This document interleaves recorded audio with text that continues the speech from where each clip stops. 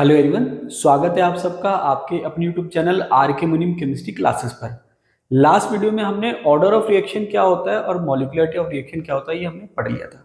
आज हम डिटेल में पढ़ेंगे अलग अलग ऑर्डर की रिएक्शन जो है उसका डिटेल जो एस्पेक्ट है, अलग अलग पॉइंट्स हैं वो डिस्कस करेंगे। तो चलिए शुरू करते हैं। सबसे पहले हम बात करते हैं जीरो ऑर्डर रिएक्शन की। अब जीरो ऑर्डर रिएक्शन की अगर हम बात करें तो सबसे पहले हम रिएक्शन को कैसे रिप्रेजेंट कर रहे हैं। रिएक्टेंट गिव्स प्रोडक्ट, ये आपके सिंपल रिएक्शन है। मतलब यहां पर ये रिएक्शन शो कर रखा है, मैकेनिज्म शो नहीं कर रखा। ठीक है, मैकेनिज्म की बात नहीं कर रहे, रिएक्शन शो कर रखी है, रिएक्टेंट गिव्स प्रोडक्ट। अब इस रिएक्शन के लिए अगर मान लीजिए कि ये जीरो ऑर्डर रिएक्शन है तो अलग अलग एस्पेक्ट क्या होंगे। सबसे पहले बात हो रही है डिफरेंशियल रेट इक्वेशन की। देखिए यहां पर रेट इक्वेशन जो है हम दो फॉर्म में शो करेंगे, एक डिफरेंशियल रेट इक्वेशन और एक integrated form of rate equation. तो डिफरेंशियल रेट इक्वेशन क्या है, अगर आपको ध्यान हो लास्ट वीडियो में मैंने आपको बताया था कि जब हम रेट ऑफ रिएक्शन लिखते हैं तो सिंपल हम क्या लिखते हैं, रेट इक्वल्स टू के और आपके कंसंट्रेशन की पावर एन। एन क्या है, ऑर्डर ऑफ रिएक्शन। तो यहां पर अगर हम डिफरेंशियल फॉर्म में बात करें तो डिफरेंशियल फॉर्म में हमने कैसे लिख दिया, minus d are by d t. अब d are by d t किसको बता रहा है, रेट को बता रहा है। माइनस का मतलब रिएक्टेंट के सेंस में बात हो रही है, डी बाई डी टी का मतलब change in concentration per unit time, D R by d T. यहाँ पर आर क्या है, कंसंट्रेशन ऑफ रिएक्टेंट। आर क्या है यहाँ पर, concentration of reactant at time T, किसी समय टी पर रिएक्टेंट की कंसंट्रेशन। तो minus d are by d T की अगर हम बात करें तो ये किसके बराबर आएगा, के नॉट आर। अब ये कॉमन फॉर्मूला है, डिफरेंशियल रेट इक्वेशन जब आप देखेंगे तो कॉमन फॉर्मूला है। क्या फॉर्मूला है, ये तो आपने रेट को डिफाइन कर दिया, minus d are by d T, जिसको आप वी भी कह सकते हो। ठीक है, कोई प्रॉब्लम नहीं है। रेट का मतलब v equals to minus d are by d t, ये आपने कह दिया। रिएक्टेंट के सेंस में, प्रोडक्ट के सेंस में कहते हैं तो प्लस आ जाता माइनस की जगह, तो यहाँ चाहो तो आप v भी कह सकते हो, v equals to minus d are by d t. ठीक है, इसके बाद मैंने क्या कहा कि ये किसके बराबर है, के नॉट। के नॉट क्या है, रेट कांस्टेंट। अब देखिए नॉर्मली ऐसा नहीं है कि के नॉट हो, के होता है सिंपल, के का मतलब रेट कांस्टेंट होता है। लेकिन क्योंकि अलग अलग ऑर्डर के लिए हम फॉर्मूले पढ़ेंगे तो फॉर्मूले को याद करने में आपको आसानी रहे कि आप आसानी से रिकॉग्नाइज कर पाए, रिकॉल कर पाए, इसलिए मैंने नॉट लिख दिया। नॉट आपको बताएगा कि ये जीरो ऑर्डर के लिए फॉर्मूला याद करा आपने, तो के नॉट हो गया। अब ये आर आपके कंसंट्रेशन ऑफ रिएक्टेंट है। अब ये आपके ऑर्डर ऑफ रिएक्शन क्या है उस पर डिपेंड करेगा, तो जो ऑर्डर ऑफ रिएक्शन होगी वो उसकी पावर में आ जाएगी। तो के नॉट आर की पावर जीरो, किसी की भी पावर अगर आप जीरो करते हैं तो उसकी वैल्यू वन आती है। किसी की भी पावर जीरो होगी तो उसकी वैल्यू क्या आएगी, वन। इसका मतलब आर की वैल्यू वन आ गई, आर की पावर जीरो मतलब वन आ गया, तो ये फाइनली आ गया के नॉट। के नॉट क्या है, रेट कांस्टेंट, या मैंने आपको बताया था स्पेसिफिक रिएक्शन रेट। तो यहाँ पर जो रेट है आपके वो किसके बराबर आ गई, के नॉट के बराबर, डिफरेंशियल रेट इक्वेशन। या फिर इसको अगर मैं प्रोडक्ट के सेंस में कहूँ तो v equals to d x by d t equals to k naught, एक ही बात है। यहाँ पर मैंने minus d are by d t कर दिया, यहाँ पर मैंने d x by d t कर दिया। आर क्या था, concentration of reactant at time t, x क्या है, concentration of product at time t. ये आपको ध्यान रखना है। ये जो नोटेशन आएंगे अगर आपके सिंपल आ रहा है स्क्वायर ब्रैकेट में तो वो क्या है, concentration of reactant at time t, x क्या है, concentration of product at time T, और ए भी लिखा हुआ आएगा, या फिर आप कह सकते हैं आर नॉट। ठीक है, इस टाइप से हो सकता है या ए हो सकता है। नोटेशन आपके कोई से भी काम में आए हो, फॉर्मूले में कोई सा भी यूज हो, आपको मीनिंग पता होना चाहिए। अगर मैं ए कह रहा हूँ या आर नॉट कह रहा हूँ, इसका मतलब क्या है, इनिशियल कंसंट्रेशन। इसका मतलब क्या है, initial concentration of reactant unit of के नॉट। देखिए लास्ट वीडियो में मैंने आपको पढ़ा रखा है कि जो रेट ऑफ रिएक्शन है उसकी यूनिट फिक्स रहती है, ऑर्डर पे डिपेंड नहीं करती। लेकिन जो रेट कांस्टेंट है उसकी यूनिट ऑर्डर पे डिपेंड करती है, और ये इंपॉर्टेंट है। कई बार न्यूमेरिकल में वो आपको रेट कांस्टेंट की यूनिट देगा, उसी से आपको आइडिया लगाना है कि ऑर्डर ऑफ रिएक्शन क्या होगा। तो ये मैं आपको पढ़ा चुका हूँ, फिर भी थोड़ा सा हिंट दे देता हूँ वापस से कि जो के नॉट है, जो फॉर्मूला आ रहा है यहाँ पर इस केस में के नॉट इक्वल्स टू वी आ रहा है, जो कि मैंने यहाँ मेंशन भी कर रखा है, v equals to k naught. तो के नॉट की यूनिट वही होगी जो v की होगी। v का मतलब है rate, rate of reaction. Rate of reaction को हम कैसे बताते हैं, कंसंट्रेशन अपॉन टाइम। कंसंट्रेशन को हम बताते हैं मोल पर लीटर में। तो ये आपके आ जाएगा मोल पर लीटर, अपॉन टाइम का मतलब टाइम इनवर्स में आएगा। टाइम किस में ले लिया हमने, सेकंड में, मोल पर लीटर पर सेकंड। अब ये फॉर्मूला हमने ऊपर देख लिया, v equals to k not. यहाँ पर v इक्वल्स टू क्या आ रहा है, के नॉट। अब v बता रहा है रेट को, और के नॉट क्या है, रेट कांस्टेंट, जो कि आपको मैंने पढ़ा रखा है कि किस पे डिपेंड करता है और किस पे डिपेंड नहीं करता। इसका मतलब ये हुआ कि जीरो ऑर्डर के लिए जो रेट है वो क्या होती है, कांस्टेंट होती है। क्या होती है, कांस्टेंट। टाइम पे डिपेंड नहीं करती और कंसंट्रेशन पे डिपेंड नहीं करती। यहाँ पर लिखा हुआ है इंडिपेंडेंट ऑफ कंसंट्रेशन। कंसंट्रेशन किसकी? रिएक्टेंट की। रिएक्टेंट की या प्रोडक्ट भी आप कह सकते हो, रिएक्टेंट की कंसंट्रेशन पे डिपेंड नहीं करती। तो जीरो ऑर्डर रिएक्शन हम बेसिकली किसको कह रहे हैं? वह रिएक्शन जो कंसंट्रेशन पे डिपेंड नहीं करती। जैसे मैंने आपको स्टार्टिंग बताया था factors affecting rate of reaction, उसमें एक फैक्टर था कंसंट्रेशन। फिर मैंने आपको बताया था कि डिटेल में जब हम पढ़ेंगे हम अलग अलग ऑर्डर के लिए पढ़ेंगे, तो जीरो ऑर्डर के लिए रेट ऑफ रिएक्शन कंसंट्रेशन पे डिपेंड नहीं करती। अब हम आगे चलते हैं। आगे दे रखा है इंटीग्रेटेड रेट इक्वेशन। देखिए रेट इक्वेशन दो तरह के होते हैं, डिफरेंशियल रेट इक्वेशन और integrated rate equation. Differential rate equation जो है वो एक तरह से रेट लॉ जो मैंने आपको बताया था, रेट इक्वल्स टू के कंसंट्रेशन की पावर एन। एन क्या है? Order of reaction. ये कॉमन फॉर्मूला है, अलग अलग ऑर्डर के लिए आ जाएगा। अब इंटीग्रेटेड रेट इक्वेशन जो है वो आपके अलग अलग फॉर्मूला आएगा, मतलब डिफरेंट फॉर्म देखने को मिलेंगे अलग अलग ऑर्डर के लिए। तो जीरो ऑर्डर के लिए जो आपके इंटीग्रेटेड रेट इक्वेशन है वो क्या है? X equals to k not T. ध्यान क्या रखना है आपको? X equals to k not T, ये फॉर्मूला आपको ध्यान रखना है। क्या है ये? Integrated rate equation. किसके लिए? जीरो ऑर्डर के लिए। आगे अगर हम बात करें हाफ लाइफ, अब हाफ लाइफ क्या दे रखा है? T half. अगर मैं बात करूं टी हाफ, टी हाफ का मतलब हाफ लाइफ। अब हाफ लाइफ को मैं डिफाइन कैसे कर सकता हूं? हाफ लाइफ को मैं ऐसे डिफाइन कर सकता हूं कि वह समय जिसमें रिएक्शन हाफ कंप्लीट हो जाए, मतलब 50% कंप्लीट हो जाए, या वह समय जिसमें 50% रिएक्टेंट जो है वो कंज्यूम हो गया है, मतलब बचा कितना? 50%। तो आप क्या कह सकते हो? Time in which the concentration of reactant becomes half, मतलब आधा रिएक्टेंट कंज्यूम हो गया, अब बचा कितना? आधा। तो 50% रिएक्शन क्या होगी? कंप्लीट। उसको हम कह रहे हैं टी हाफ। ठीक है, टी हाफ को टी 50% भी आप कह सकते हो। अब टी हाफ का फॉर्मूला आएगा कैसे? तो सबसे पहले आप टी का फॉर्मूला निकालो। अब टी का फॉर्मूला कहां से निकालोगे? यहां से। ठीक है, टी जो है वो क्या रहा है? X upon k naught. तो ये मैंने कहा t equals to x upon k naught, ये फॉर्मूला आ गया। अब यहां पर एक्स क्या है? कंसंट्रेशन ऑफ प्रोडक्ट या फिर decrease in concentration of reactant. जैसे मैंने आपको बताया था एक्स क्या है? कंसंट्रेशन ऑफ प्रोडक्ट भी कह सकते हो या decrease in concentration of reactant भी कह सकते हो। तो अगर मैं कह रहा हूं टी हाफ मतलब 50%, तो जो एक्स है दोनों तरीके से कह सकते हो। 50% का मतलब रिएक्टेंट की कंसंट्रेशन 50% से कम हो गई और प्रोडक्ट कितना बन गया? 50%। तो यहां पर मैं एक्स को मैं कैसे रिप्लेस कर सकता हूं? a/2 से। a/2 का मतलब कंसंट्रेशन जो है रिएक्टेंट की वो कितनी कंज्यूम हो गई? a/2, या कितनी रह गई? a/2। ये मैंने लिख दिया। तो एक्स का मीनिंग पता होना चाहिए, कंसंट्रेशन ऑफ प्रोडक्ट और concentration decrease in concentration of reactant, दोनों तरीके से आप बता सकते हो। तो ये हो गया a/2 के नॉट। तो टी हाफ का फॉर्मूला आ गया a/2 के नॉट। तो यहां पर आप देखेंगे a/2 के नॉट है, तो ये अगर मैं प्रोपोर्शनल ये हटा दूं, कांस्टेंट हटा दूं, 2 और के नॉट, तो ये आ जाएगा t half is proportional to a. मतलब जो हाफ लाइफ है जीरो ऑर्डर की वो इनिशियल कंसंट्रेशन के डायरेक्टली प्रोपोर्शनल है। अब ये सारे आपके आगे मेथड आएंगे जब हम ऑर्डर डिटर्मिनेशन का मेथड पढ़ेंगे कि आप रिएक्शन का ऑर्डर कैसे कैसे निकाल सकते हैं, अलग अलग मेथड हैं। तो ये जो हम फॉर्मूले पढ़ रहे हैं सारे फॉर्मूले आपके काम आएंगे। तो ये मैंने आपको बता दिया कि जीरो ऑर्डर के लिए जो टी हाफ है वो इनिशियल कंसंट्रेशन के क्या है? डायरेक्टली प्रोपोर्शनल है। ठीक है, क्या है? Directly proportional. अब यहां पर अगर मैं बात करूं टी 75% और टी 3/4, इसका मतलब टी हाफ तो मैंने कहा भाई 50% रिएक्शन कंप्लीट हो जाएगी, उसमें कितना समय लगेगा? तो मैंने कहा फॉर्मूला क्या आया? a/2 के नॉट। अब मैं चाह रहा हूं कि टी 3/4 निकालना, मतलब 75% रिएक्शन कितने समय में पूरी होगी। तो उसके लिए मैंने क्या करा, अब इसको आप ऐसे समझो कि अगर 75% रिएक्शन कंप्लीट हो गई, इसको ऐसे समझो कि अगर 75% रिएक्शन कंप्लीट हो गई तो x क्या है? कंसंट्रेशन ऑफ प्रोडक्ट है, या मैं कह सकता हूं रिएक्टेंट की कंसंट्रेशन में कमी।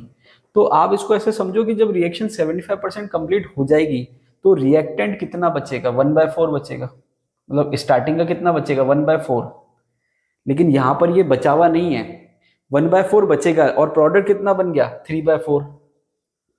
इसका मतलब जो प्रोडक्ट बना वो 3/4 ए है, या रिएक्टेंट की कंसंट्रेशन में जो कमी है वो है 3/4 ए, और ये आ गई रिएक्टेंट की कंसंट्रेशन जो बची हुई है। तो हमें बची हुई कंसंट्रेशन नहीं चाहिए, जो कंसंट्रेशन कंज्यूम हो गई वो चाहिए। तो ये आपके आएगा 3/4 ए, 3a/4 आ जाएगा। तो यहां पर मैंने क्या करा, t3/4 जो है x बाय के नॉट, उसके मैंने x क्या निकाला कि 75% रिएक्शन कंप्लीट हो जाएगी। इसका मतलब जो x है कंसंट्रेशन ऑफ प्रोडक्ट जो है या रिएक्टेंट की कंसंट्रेशन में जो कमी है वो किसके बराबर आएगी? 3/4 ए, और के नॉट तो है ही। अब इसको मैंने क्या करा, 4 को 2 into 2 के फॉर्म में लिख दिया। तो जब मैंने 2 into 2 के फॉर्म में लिखा तो ये हो गया 3/2 और ये हो गया a/2 के नॉट। अब a/2 के नॉट मैंने यहाँ देखा था ये किसके बराबर था? T half. तो मैंने इसको टी हाफ से रिप्लेस कर दिया, तो ये क्या आ गया 3/2 टी हाफ। इसका मतलब ये हुआ कि जीरो ऑर्डर रिएक्शन के लिए अगर मुझसे कोई पूछे कि 75% रिएक्शन कितने समय में पूरी होगी, तो मैं क्या कहूंगा 3/2 टी हाफ या 1.5 टी हाफ, मतलब डेढ़ हाफ लाइफ लगेगी। कितनी हाफ लाइफ लगेगी? डेढ़। 75% रिएक्शन कंप्लीट होने के लिए। अब मान लीजिए मुझे 100% रिएक्शन के लिए निकालना है कि कितना समय लगेगा, तो टी 100% मैंने लिख दिया। अब टी 100% जब मैंने लिखा तो यहाँ पर जो एक्स है कंसंट्रेशन ऑफ प्रोडक्ट है वो क्या हो जाएगा 100% हो जाएगा, तो ए अपॉन के नॉट। ठीक है, ये आ जाएगा। अब इसको मैंने क्या है टी हाफ के सेंस में मैं निकालना चाह रहा हूँ, तो मैंने क्या करा 2 से मल्टीप्लाई भी कर दिया और 2 से डिवाइड भी कर दिया। अब ए अपॉन 2 के नॉट किसके बराबर है? टी हाफ के बराबर, मतलब 2 टी हाफ।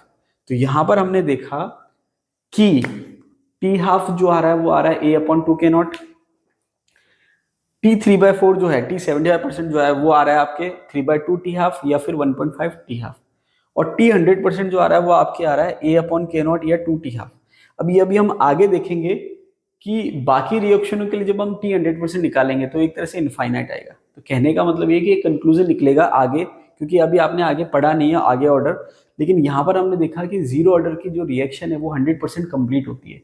ये अपने आप में एक इंपॉर्टेंट स्टेटमेंट है या इंपॉर्टेंट कंसेप्ट है। केवल और केवल अगर हम बात करें तो जीरो ऑर्डर रिएक्शन ऐसी है जो 100% कंप्लीट हो जाती है फाइनाइट टाइम में। ठीक है, फाइनाइट टाइम कितना है 2 टी हाफ। तो ये सारी चीजें आपको याद रखनी है, जब हम कंपेयर करेंगे ऑर्डर ऑफ रिएक्शन निकालेंगे तब आपको हेल्प मिलेगी।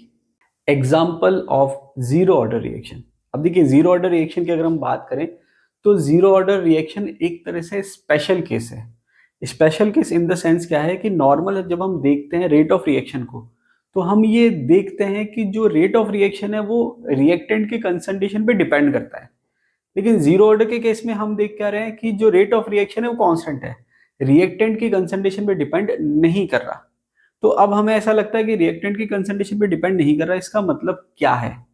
तो यहां पर मैं आपको एक कंसेप्ट क्लियर कर दूं कि नॉर्मली होता क्या है कि जब हम रिएक्शन करा रहे हैं तो रिएक्टेंट से प्रोडक्ट बन रहा है।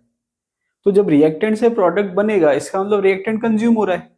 तो जब रिएक्टेंट कंज्यूम होगा तो नो डाउट उसकी कंसंट्रेशन क्या होगी? चेंज होगी। और कंसंट्रेशन चेंज होगी तो वो रिएक्शन नो डाउट रिएक्टेंट की कंसंट्रेशन पे डिपेंड करेगी।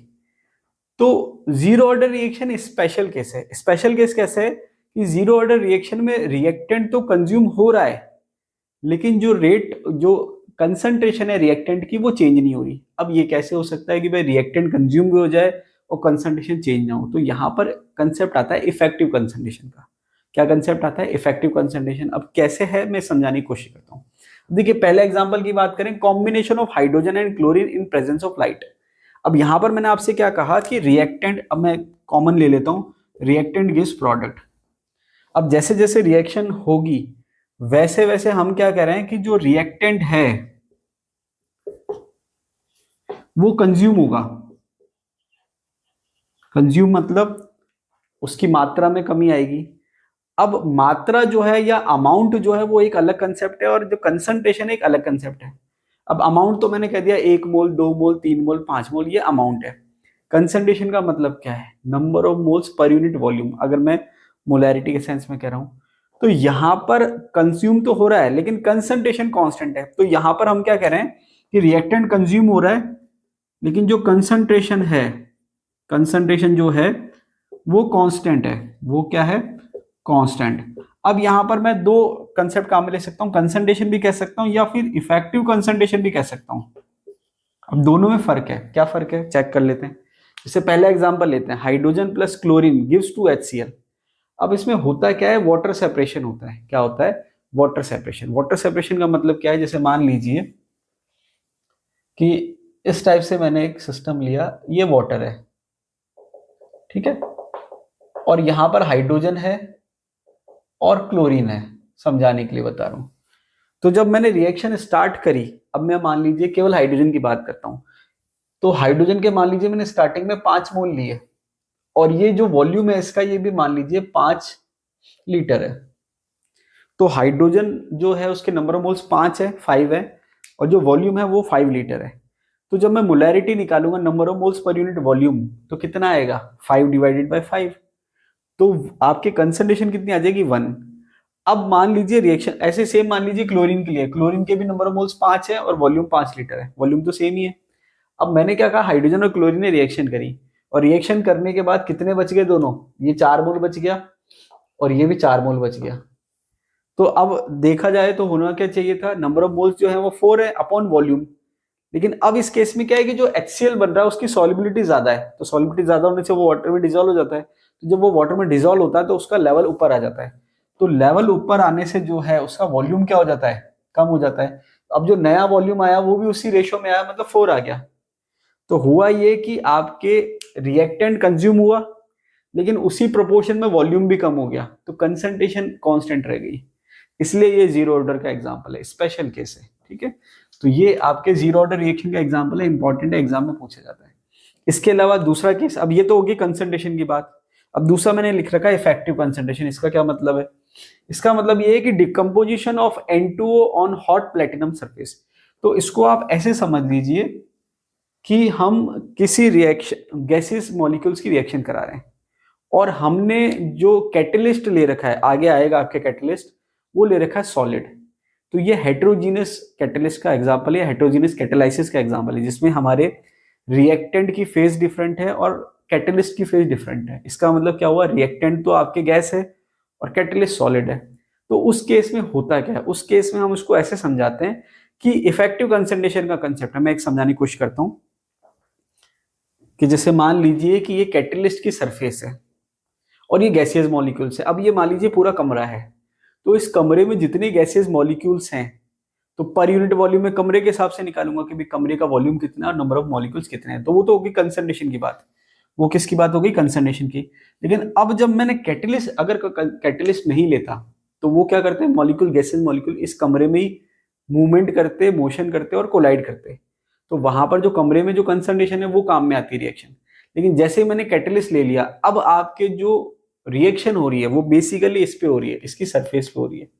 तो हम क्या देख रहे हैं कि कैटलिस्ट की सरफेस पे एड्सॉर्प्शन हो रहा है मॉलिक्यूल्स का और वो रिएक्शन कर रहे हैं, रिएक्शन करके प्रोडक्ट बना रहे हैं और वो निकल रहे हैं। तो हो क्या रहा है कि कैटलिस्ट की जो सरफेस है उस पर रिएक्टेंट आ रहे हैं, रिएक्शन कर रहे हैं और जा रहे हैं।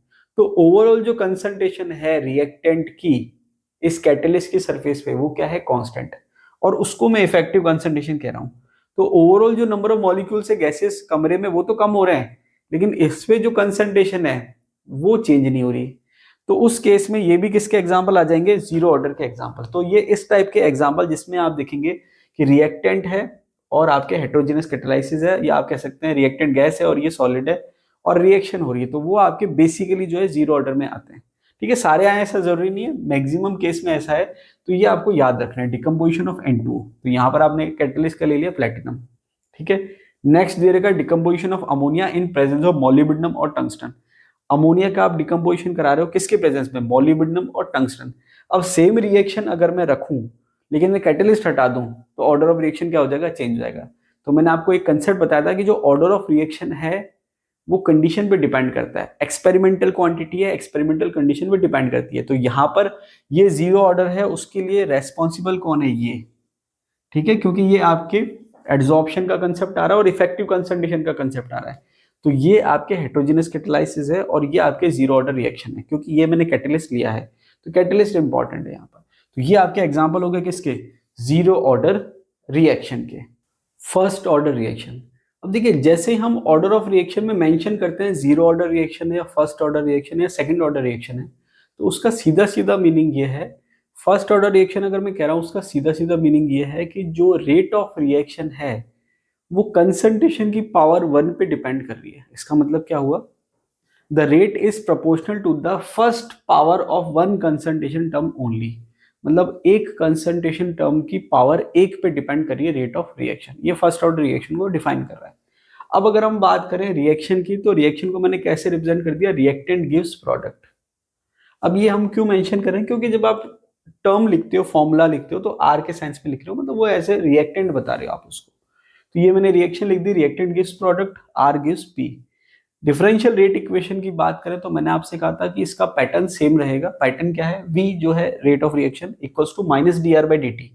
मतलब ये बता रहा है रिएक्टेंट की रेट ऑफ चेंज ऑफ, मतलब आप कह रहे हो change in concentration of reactant per unit time minus d are by d t. ये आपके रेट का फॉर्मूला है एक तरह से। और जब हम रेट लॉ लिखते हैं तो रेट लॉ क्या है, इक्वल्स टू के, और कंसंट्रेशन की जो पावर है वो ऑर्डर ऑफ रिएक्शन के बराबर आती है। तो रिएक्टेंट की कंसंट्रेशन की पावर 1, मतलब कोई मेंशन करने की जरूरत नहीं है। तो फाइनली क्या हो गया, V equals to minus d are by d t equals to K1 R। R क्या है, concentration of reactant at time t। अब इसको मैं डिफरेंट फॉर्म में अगर लिखना चाहूं तो V equals to d x by d t. इसको आप समझ लो कि ये रिएक्टेंट के सेंस में था, ये प्रोडक्ट के सेंस में। V equals to d x by d t. अब इसको मैं अगर लिखूं वापस से तो मैंने लिख दिया सेम टू सेम ऊपर वाला K1 R। और इसको दूसरे फॉर्म में अगर मैं लिखना चाहूं तो ये हो जाएगा K1 A माइनस एक्स। तो अब यहां पर मैंने आपको बार बार कहा है कि अलग अलग नोटेशन काम में लिए जाते हैं। आपको सारे नोटेशन के मीनिंग पता होने चाहिए, क्योंकि ऐसा जरूरी नहीं है कि जो नोटेशन आप पढ़ के जाएं एग्जाम में वही नोटेशन आए, आपको मीनिंग पता होना चाहिए। तो यहां पर मैंने क्या कहा कि रेट जो है वो रेट कांस्टेंट के और रिएक्टेंट की कंसंट्रेशन के प्रोपोर्शनल है। मतलब आप कह सकते हैं equals to rate constant multiply by reactant की कंसंट्रेशन। तो रिएक्टेंट की कंसंट्रेशन एट टाइम टी जो है वो आप इससे भी बता सकते हो और इससे भी बता सकते हो। तो अब आपके अलग अलग नोटेशन जो हैं, एक आप कह सकते हो आर नॉट, इसका मीनिंग आपको पता होना चाहिए। एक आप कह सकते हो आर, इसका मीनिंग आपको पता होना चाहिए। एक आप कह सकते हो ए, एक आप कह सकते हो ए माइनस एक्स, एक आप कह सकते हो ए। इन सबके मीनिंग आपको पता होना चाहिए। आर नॉट क्या है, इनिशियल कंसंट्रेशन, रिएक्टेंट की प्रारंभिक सांद्रता, जिसको आप ए से भी बताते हो। तो ये तो हो गया initial concentration of reactant. R जो है वो किसके बराबर है, ए माइनस एक्स के। तो ये आप कह सकते हो concentration of reactant at time t. X जो है वो आप क्या कह सकते हो, दो तरीके से बता सकते हो, concentration of product at time T, या फिर आप कह सकते हो decrease in concentration of reactant at time T. ठीक है, ये सारे नोटेशन मैंने आपको बता दिए। अब ये आपके फॉर्मूला हो गया V equals to K1 R या K1 A माइनस एक्स। ये डिफरेंशियल रेट इक्वेशन हो गई।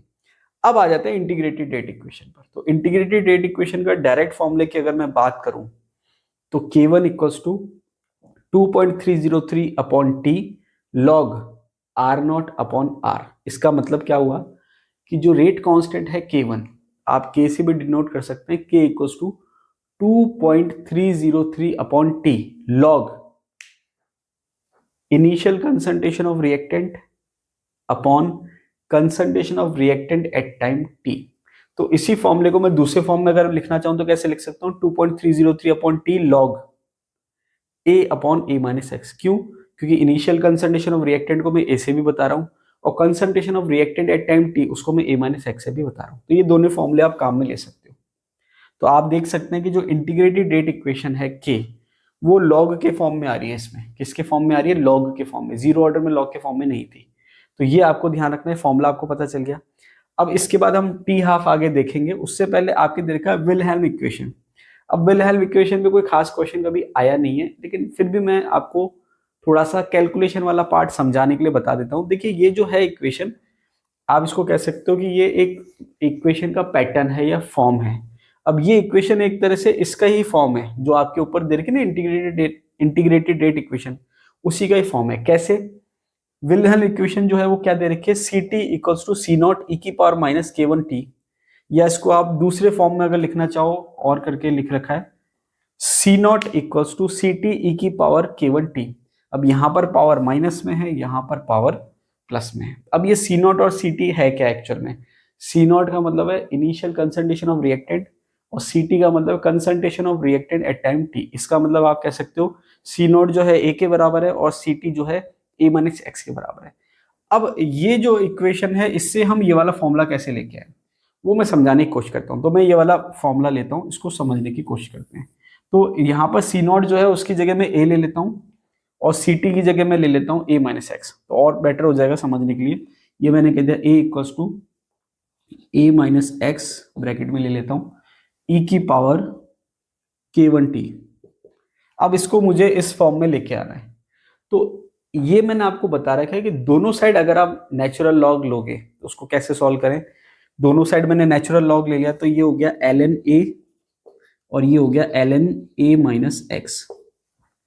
जब लॉग लेते हैं और कोई टर्म मल्टीप्लाई में है तो उसको हम कैसे लिख सकते हैं, प्लस एल एन ई की पावर के वन टी।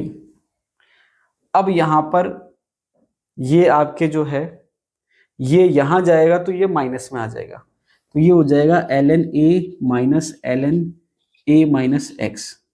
ठीक है, ln a minus a minus x, और ये हो जाएगा। अब देखिए पावर जो होती है लॉग, जब आप एक्सपोनेंशियल के पावर में ले रहे हैं, किसी भी चीज को पावर में ले रहे हैं तो वो मल्टीप्लाई हो जाता है, तो ये हो जाएगा k1t। और e का जब आप नेचुरल लॉग लोगे तो उसकी वैल्यू 1 आती है, तो ये मैंने k1t छोड़ दिया। ठीक है, इसके बाद जब आप नेचुरल लॉग को, इसको मैं आगे और लिख देता हूं, अगर आपने log a minus log b लिखा हुआ है तो इसका मतलब है log a अपॉन b। लिख देता हूं मैं, तो यहां पर आप इसको लिख सकते हो ln a upon a minus x equals to k1t। ठीक है, और उसके बाद आप जब है नेचुरल लॉग को log बेस 10 में कन्वर्ट करेंगे तो 2.303 से आपको मल्टीप्लाई करना पड़ेगा, तो ये हो जाएगा 2.303 a upon, I think sorry, 2.303 log a upon a minus x, और ये साथ में है k1t। अब आपको जो इक्वेशन है k के फॉर्म में चाहिए या t के फॉर्म में चाहिए, आप चेंज कर सकते हैं। कैसे? अगर आपको k के फॉर्म में चाहिए तो t की दायरा आ जाएगा, नीचे आ जाएगा, तो आप देखेंगे ये वाली इक्वेशन आ गई, k equals to 2.303 upon t log a upon a minus x. तो ये डिफरेंट फॉर्म है, विल्हेल्म इक्वेशन जो है एक तरह से फर्स्ट ऑर्डर की ही इक्वेशन है, फॉर्म अलग है, तो इस पे कोई हालांकि क्वेश्चन नहीं आया। लेकिन ये जो कैलकुलेशन वाला पार्ट मैंने आपको समझाया कि अगर आपके इक्वेशन एक्सपोनेंशियल के फॉर्म में दे रखी है तो आप उसको एक्सपोनेंशियल जो फॉर्म है e की पावर में अगर दे रखी है तो उसको आप फॉर्मूला जो है उसको लॉग में कन्वर्ट कर सकते हैं। किस में कन्वर्ट कर सकते हैं? नेचुरल लॉग में कन्वर्ट कर सकते हैं या लॉग बेस 10 में कन्वर्ट कर सकते हैं। तो ये आपके आगे और आएगा। ठीक है, इलेक्ट्रोकेमिस्ट्री कहें या हम काइनेटिक्स में आगे कहें, तो ये जो कैलकुलेशन वाला पार्ट है ये वाला, ये बार बार आएगा, आपके 3-4 बार आएगा, इसलिए मैंने आपको समझा दिया। क्या समझाया? कि अगर कोई इक्वेशन e की पावर में दे रखी है, जैसे मान लीजिए c नॉट ये दे रखा है e की पावर दिस, तो उसको आप कन्वर्ट कर सकते हैं नेचुरल लॉग में। कैसे? दोनों साइड मैंने नेचुरल लॉग ले लिया, तो ये आपके हो गया ln a माइनस एक्स, और ये आपके ऐसे हो गया। फिर आपने क्या करा, ये वाली टर्म एक साथ ले ली, फिर आपके जब नेचुरल लॉग जो है e के साथ रह जाएगा ln e, उसकी वैल्यू 1 आती है। यहाँ लिख देता हूँ साइड में, अगर आप एक्सपोनेंट e का जो है नेचुरल लॉग लेंगे इसकी वैल्यू 1 आती है, तो इस टाइप से इसकी जो पावर है वो आपके सिंपल आ जाएगी, जो पावर है वो आपके क्या आ जाएगी, सिंपल। तो ये आपके पैटर्न रहेगा, आपके आगे बार बार आएगा। Half life for first order reaction. अब देखिए हाफ लाइफ निकालने का जो तरीका है, जो पैटर्न है या जो मेथड है वो सेम है। कैसे? सबसे पहले आप इंटीग्रेटेड रेट इक्वेशन देखिए कि क्या थी integrated rate equation, k1 equals to 2.303 upon t log a upon a minus x. अब इस इक्वेशन को आप टाइम के सेंस में लिख दीजिए या टाइम के रेस्पेक्ट में लिख दीजिए, तो क्या हो जाएगा, t equals to 2.303 upon k, मतलब k1 आपके फर्स्ट ऑर्डर के लिए, तो log a upon a minus x, ये हो जाएगा। अब मैंने क्या करा, ये जो आपके जनरल फॉर्मूला था टाइम के रेस्पेक्ट में, मैंने इसको t हाफ के फॉर्म में लिख दिया। तो जैसे मैंने t हाफ करा तो 2.303 अपॉन k1 तो एज इट इज रहेगा, a जो है वो इनिशियल कंसंट्रेशन है, वो तो फिक्स रहेगी, ये a होगी। अब जो a माइनस एक्स है वो है concentration of reactant at time t, ये कन्वर्ट हो जाएगा। अब जैसे मैं कह रहा हूं t हाफ, मतलब जब आपके रिएक्टेंट 50% कंज्यूम हो गया तो concentration of reactant at time t जो है वो 50% रहेगी इनिशियल की, इसका मतलब a/2। ठीक है, तो आप डायरेक्ट कह सकते हो a/2, तो ये मैंने पुट कर दी। अब जब आप इसको देखेंगे तो a से a कैंसिल हो जाएगा और 2 ऊपर जाएगा, तो ये हो जाएगा t half equal to 2.303 upon k1 log 2। और इसको जब आप देखेंगे तो log 2 की जो वैल्यू है, अब थोड़ा बहुत आपको log टेबल पता होना चाहिए कि log 2 की वैल्यू क्या होती है, log 3 की वैल्यू क्या होती है, log 5 की वैल्यू क्या होती है, log 10 की वैल्यू क्या होती है, और इसको कैसे सॉल्व करते हैं। ठीक है, बेसिक्स आपको पता होना चाहिए। तो ये आपके log 2 की वैल्यू होती है 0.3010। अब जब आप इसको इससे मल्टीप्लाई करेंगे तो ये फाइनली फॉर्मूला आएगा t half equals to 0.693 upon k1। अब होता क्या है कि हम ये वाला फॉर्मूला याद करते हैं डायरेक्ट, जो कि अच्छी बात है, करना भी चाहिए, लेकिन कई बार क्या होता है जब हम ये फॉर्मूला याद करते हैं तो ये सारी चीजें भूल जाते हैं कि ये फॉर्मूला आया कैसे है। तो अगर वो एक स्टेप पीछे जाके ऑप्शन दे देगा, जैसे मैं मान लीजिए मेरा जैसा एग्जामिनर हो, वो कहेगा टी हाफ के लिए फॉर्मूला है, तो जैसे आप क्वेश्चन पढ़ेंगे टी हाफ के लिए फॉर्मूला है, आपके दिमाग में एक चीज आएगी 0.693 अपॉन के, मैं ऑप्शन में नहीं दूंगा आपको, तो जब ऑप्शन में ये मिलेगा ही नहीं तो फिर आपको ऑप्शन यहाँ से कहीं से ढूंढना पड़ेगा। समझ आ रही बात? तो आपको पूरा पता होना चाहिए, हालांकि डायरेक्ट भी आपको याद होना चाहिए, लेकिन ये तरीका पता होना चाहिए ताकि वो कोई भी चेंजेस करे तो हम उसको सॉल्व कर सकें। एक चीज मैं और बता दूं, यहाँ पर a माइनस एक्स जो है वो रिएक्टेंट की कंसंट्रेशन को बता रहा है, जो कि मैंने क्या कहा 50% बच गया है, मतलब a/2। या फिर आप इसको ऐसे भी कह सकते थे कि आपके 50% प्रोडक्ट बन गया टी हाफ पे, तो x क्या हो गया a/2, तो a माइनस a/2 आएगा। तो ये आप दोनों तरीके से सॉल्व करेंगे सेम ही आएगा। तो ये टी हाफ का फॉर्मूला आ गया आपके 0.693 अपॉन के। अब इस फॉर्मूले में कहीं पर भी a नहीं है, जीरो ऑर्डर में था, तो जब a नहीं है इसका मतलब जो टी हाफ है वो इनिशियल कंसंट्रेशन पे डिपेंड नहीं कर रहा। तो टी हाफ क्या है, इंडिपेंडेंट ऑफ a, मतलब a पे डिपेंड नहीं कर रहा, मतलब इनिशियल कंसंट्रेशन कितनी भी हो टी हाफ फिक्स रहेगा। अब टी हाफ का मतलब है क्या कि स्टार्टिंग में जितना रिएक्टेंट था उसका हाफ हो जाए। अब मुझे T75% निकालना है या T3/4 निकालना है, जैसे हमने जीरो ऑर्डर में निकाला था। वो अगर मैं निकालूं तो कैसे निकालेंगे, सेम फॉर्मूला है, T तो वैसा का वैसा है, उसमें कंडीशन लगा दीजिए 75% की या 3/4 की। तो मैंने कंडीशन लगा दी, तो ये तो सेम ही है 2.303 अपॉन K1 लॉग, और ए भी है वैसा का वैसा। अब नीचे जो है वो क्या आएगा, तो जब मैं कह रहा हूँ रिएक्शन 75% कंप्लीट हो गई तो रिएक्टेंट 75% कंज्यूम हो गया, बचा कितना 25%, मतलब a/4 बच गया। अब ये a से कैंसिल हो जाएगा, 4 ऊपर चल जाएगा, तो ये हो गया 2.303 अपॉन k लॉग 4। अब 4 जो है उसको मैं कैसे लिख सकता हूँ, 2 की पावर 2, तो मैंने क्या लिखा 2.303 अपॉन k लॉग 2 की पावर 2। लॉग में जब आप लॉग लेते हैं और कोई पावर है तो पावर मल्टीप्लाई में आ जाती है, तो ये 2 जो है मल्टीप्लाई में आ गया, इसको मैंने आगे ले लिया, ये मैंने आगे ले लिया। अब बचा क्या 2.303 अपॉन k लॉग 2। अब ये मैं आपको इसलिए बता रहा था कि अब आप इसको कंपेयर करो,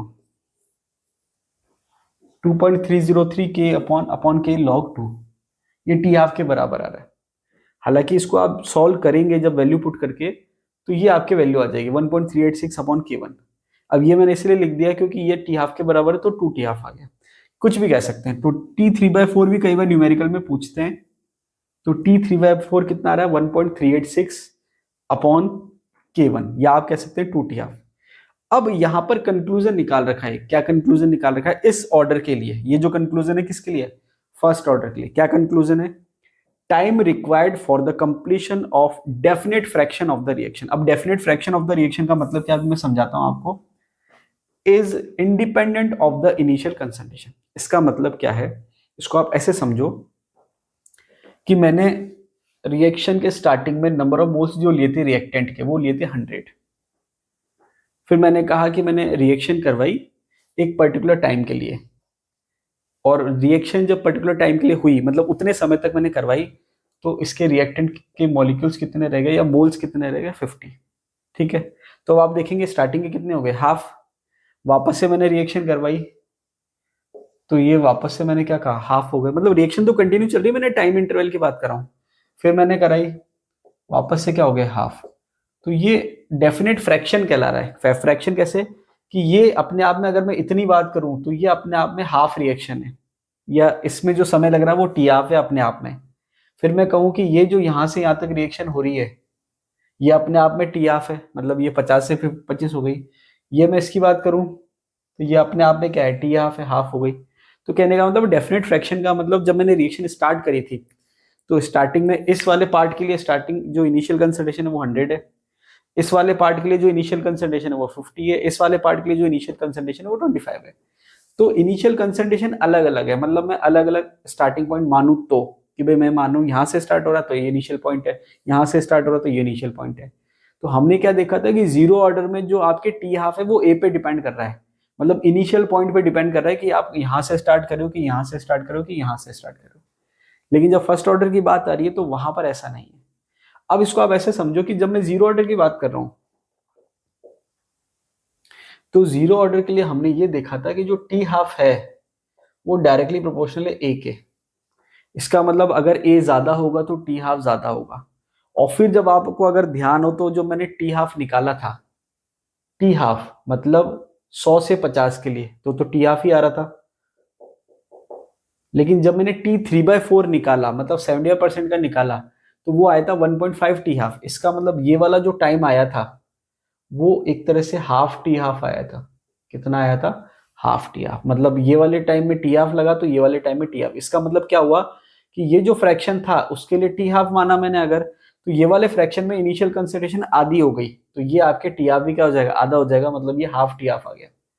अब जब मैं फर्स्ट ऑर्डर की बात कर रहा हूं तो फर्स्ट ऑर्डर में डिपेंड नहीं कर रहा, इसका मतलब इसके लिए भी टी हाफ का समय लगेगा, इसके लिए भी टी हाफ का समय लगेगा, और इसके लिए भी क्या लगेगा, टी हाफ का समय लगेगा। और जैसे जैसे आप इसको हाफ करते जाएंगे टी हाफ का समय लगता जाएगा, मतलब जो टी हाफ है वो कांस्टेंट रहेगा, मतलब समय फिक्स है टी हाफ।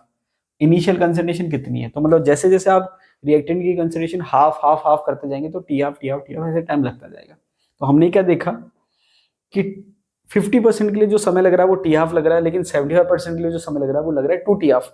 कंपेरिजन हो गया, जीरो ऑर्डर के लिए लग रहा था 1.5 टी हाफ और यहाँ लग गया 2 टी हाफ। इसका मतलब ये हुआ कि 50 से 75% के कंप्लीशन के लिए, मतलब जो रिएक्शन कंप्लीट हुई। अब देखिए यहाँ पर ये मैं रिएक्टेंट की कंसंट्रेशन कम हो रही है उस सेंस में बता रहा हूँ, इसको आप ऐसे भी कह सकते हैं कि यहाँ तक पहुंचने का मतलब 50% रिएक्शन कंप्लीट हो गई, यहाँ तक पहुंचने का मतलब 75% रिएक्शन कंप्लीट हो गई।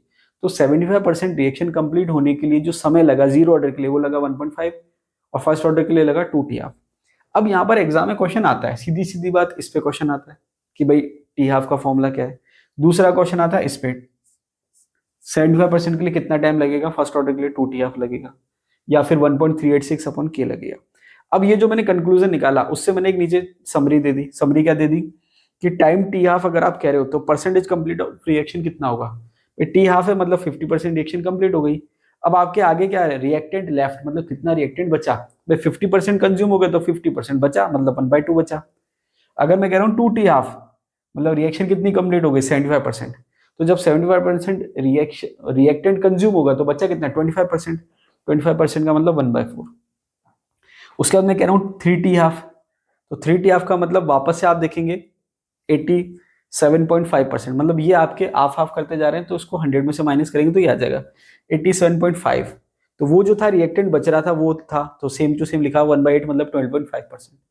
ऐसे आपके 4 टी हाफ है 93.75%, 1/16 और 6.25%। तो कहने का मतलब ये है कि आपको अगर सिंपल निकालना है, जैसे सिंपल एग्जाम में पूछ ले कि 50% के लिए कितना टाइम लगेगा तो टी हाफ, 75% के लिए कितना लगेगा तो 2 टी हाफ, उसके बाद 87.5% के लिए कितना समय लगेगा 3 टी हाफ, 93.75% के लिए कितना समय लगेगा तो 4 टी हाफ। अब मान लीजिए ये तो फिक्स पैटर्न है कि भाई आप हाफ हाफ करके ऐड करते जा रहे हैं। अगर मान लीजिए कुछ ऑड पूछ ले, ऑड का मतलब मान लीजिए रैंडमली पूछ ले भाई 90% के लिए कितना समय लगेगा in the sense of T half, तो वो भी आप निकाल सकते हैं। कैसे निकाल सकते हैं, मैं आपको एक फॉर्मूला बताता हूँ, उससे आप डायरेक्ट निकाल लेंगे।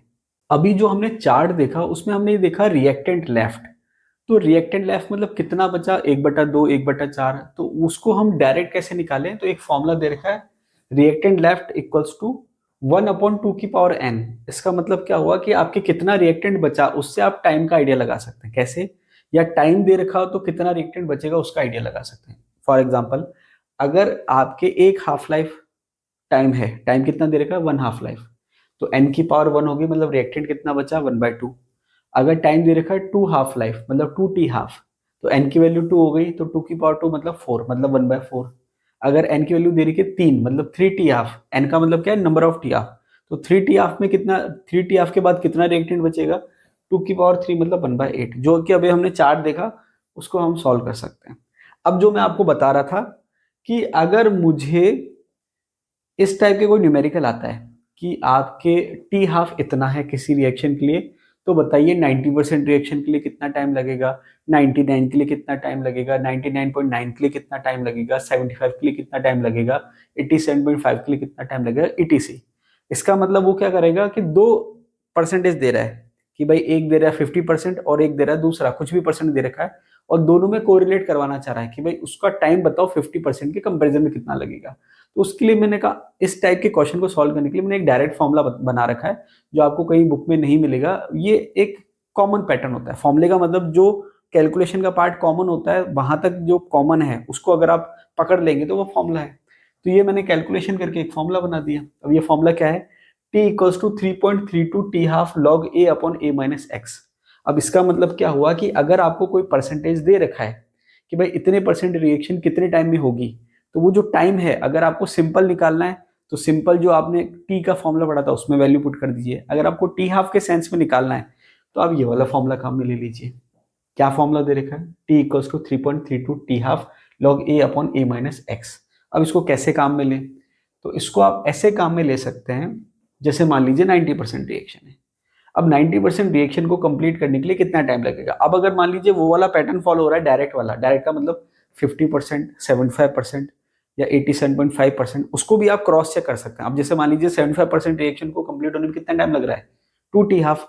तो यहाँ पर आप 75% के अकॉर्डिंग सॉल्व कर लीजिए, तो वो आपका क्रॉस चेक हो जाएगा। अब क्योंकि वो हमने पढ़ लिया है तो वो मैं नहीं बता रहा। अब जैसे मान लीजिए 90% की बात हो रही है कि 90% रिएक्शन को कंप्लीट होने के लिए कितना टाइम लगेगा in the sense of T half. तो ये मैंने फॉर्मूला बना रखा है, तो इसको मैं रख देता हूँ वैल्यू t इक्वल्स टू 3.32। अब ये t कितना है, 90% की बात हो रही है, 3.32 टी हाफ लॉग। अब यहाँ पर मैं पहले हम क्या लिख रहे थे, 50 का मतलब a/2, उसके बाद 75% रिएक्शन कंप्लीट हो गई, मतलब नीचे क्या आ गया a/4। अब यहाँ पर परसेंटेज है, तो मैंने सिंपल सॉल्व करने के पॉइंट ऑफ व्यू से क्या करा, इसको परसेंटेज के सेंस में ले लिया। तो ऊपर इनिशियल कंसंट्रेशन थी मतलब 100%, और नीचे क्या है, reactant at the time of मतलब concentration of reactant at time t. अब मैं कह रहा हूँ 90% रिएक्शन कंप्लीट हो गई, तो 90% रिएक्शन रिएक्टेंट तो कंज्यूम होगा, कितने परसेंट बचा, 10%। तो यहाँ पर मैंने कहा 90% रिएक्शन कंप्लीट हो गई, इसका मतलब इनिशियल कंसंट्रेशन अगर मैं 100% मानूं, तो जो रिएक्टेंट की कंसंट्रेशन बची वो कितनी है, 10। तो 100/10 कितना होता है, 1, सॉरी 100/10 कितना होता है, 10, और log 10 की वैल्यू होती है 1। तो ये कितना आ गया, 3.32 टी हाफ। अब देखिए ये आ गया। अब होता क्या है कि आपने एक कहावत सुनी होगी कि जो विश्राम काल में पसीना बहाता है वो युद्ध काल में खून नहीं बहाता। इसका मतलब क्या हुआ, इसका मतलब ये हुआ कि हमने ये चीज पढ़ी 90% के लिए हमारा कंक्लूजन क्या है, t equals to 3.32 t half.